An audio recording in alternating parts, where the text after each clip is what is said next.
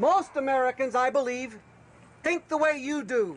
They believe national forests are protected, and they're shocked to find out they're not, and they're angered to find out that Smokey the Bear is the one that's cutting them down. But in a democracy, in our country, we are not the customers of the Forest Service. We're the owners. We're the owners of national forests.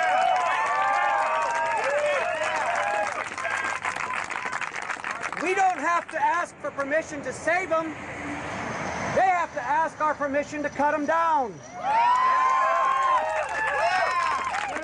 When one person has hope and is willing to fight, we all have opportunity. We all can have hope. You have all fought. You have all stood up, and you've all expressed a demand for change. That can happen. It will happen because we will enforce the law. We will demand change. We will demand respect for our national forests. In yesterday's Oregonian, Barry Lopez, a well-known author, spoke about his silence watching the destruction of the forests in the Willamette National Forest here on the Mackenzie, one watershed over. He spoke about his guilt for being silent, implying that he'll stop being silent. And I think the actions of you and your fellows is what helps a lot of us realize we can't remain silent any longer.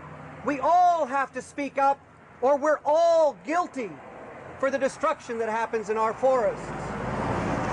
It's like somebody that's supposed to be taking care of your church or synagogue or the Notre Dame Cathedral has a buddy in the salvage rubble market. So he knocks it down into a pile of rubble, he auctions it off to the highest bidder and calls it profit. We call it desecration. We also call it flat stupidity. How many people would destroy something that's priceless and irreplaceable and that provides our air and water and sell it off for fiber and call it smart? That is not smart.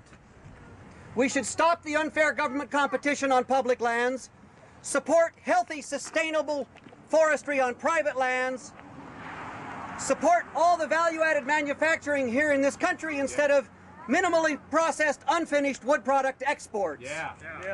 Support people here and protect our forests, our air, our land, our water, our watersheds, and our wildlife. When we do that, we guarantee our children at least a chance at a future. If we fail, we help rob them of their future.